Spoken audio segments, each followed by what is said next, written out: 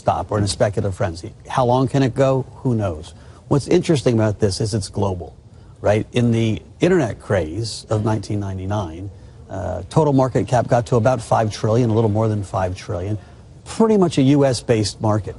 Bitcoin, cryptocurrencies, the blockchain is a global market. 70% of volume seems to be happening between Korea and Japan. And it's a market based on this fundamental belief that a decentralized world is better than what we have. But Michael, okay, fair enough. But governments like what? Control. Yeah. What do governments want to control more than anything else?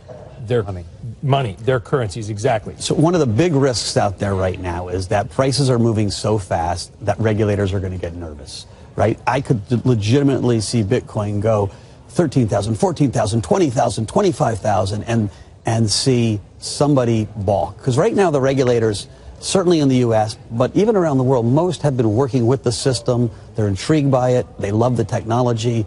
Not just central bankers, but the regulators on the SEC side, the FBI even.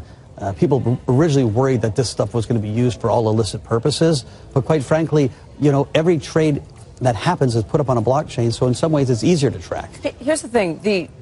When I read the original proposals about Bitcoin and the creation of this, it was about control of the money supply, right? There will only be a certain number of Bitcoins out there, hence the underlying value. It's not going to be diluted like we see central banks do. But we see all kinds of new cryptocurrencies being created. So it was not necessarily about it. It was about worried that our central banks, our financial institutions had lost control. Have lost control. In 2008, it was a breakdown of the system. People literally thought it was Armageddon. Right. And this was born out of that feeling.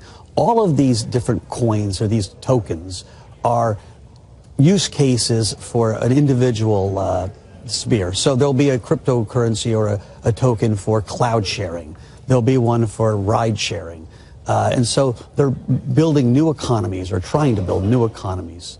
So why will Bitcoin be the cryptocurrency of choice? Why shouldn't you be worried that there's going to be dilution by other currencies? So my own belief is that in each use case, one guy will win out. Bitcoin is winning out as digital gold.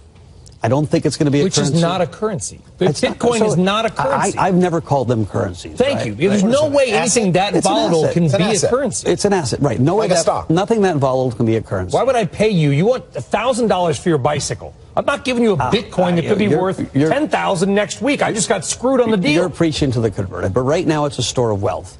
And just like gold's a store of wealth, and gold price can go up and gold price can go down. What is it about the different, when you say there's going to be a use case for cloud computing, a use case for this? Venezuela thinks it's got a use case just for its country. So does Russia. What is it? Is there the underlying digital architecture? Is it the programming? What makes one different from the other that makes it a better use case for a different application? It's building a viral community where people buy in. And, listen, why is a piece of art worth $450 million? Because someone said it was. And so we're building a viral community in each of these places. It's a fiat currency then, basically, if you call it that. It's just fiat. Well, no, it's not. It's got to be buy-in. What? Everybody's got to buy in, just like the U.S. dollar. Everybody buys in. Everybody has to buy in or no one cares about it. Right. So, and there are lots of pretenders that, and in some spaces, one might win for a while and then lose out. All of these systems, all of these protocols right now are way too slow to process the amount of transactions that are needed to be processed to justify these prices. And so like in any speculative market, prices are getting way ahead of implementation. That happened in the internet. It's going to happen here. And so we're going to go through a period of time where prices go way up, and then there are big corrections. And over time, you're going to see real businesses. Do you have any concern that governments are going to become so threatened by this that they'll shut it down?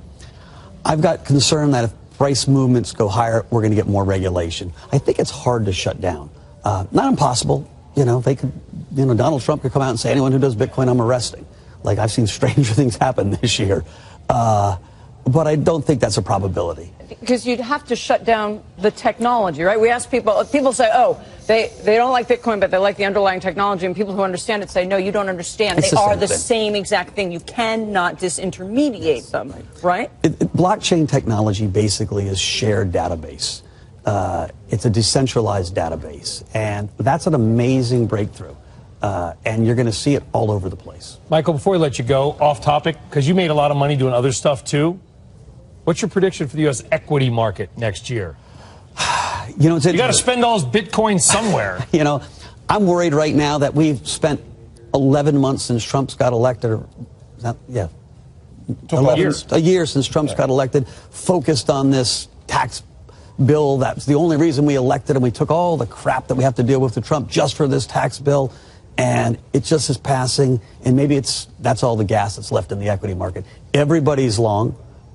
Hedge funds have had monster years. December 31st is coming. People could clip profits, and I think we could see because you talk to a lot of hedge funds, I'm sure, about Bitcoin, but like the equity-focused ones, they all long, just long. People are up 28% on the year, 30%. Equity hedge funds have had a great year.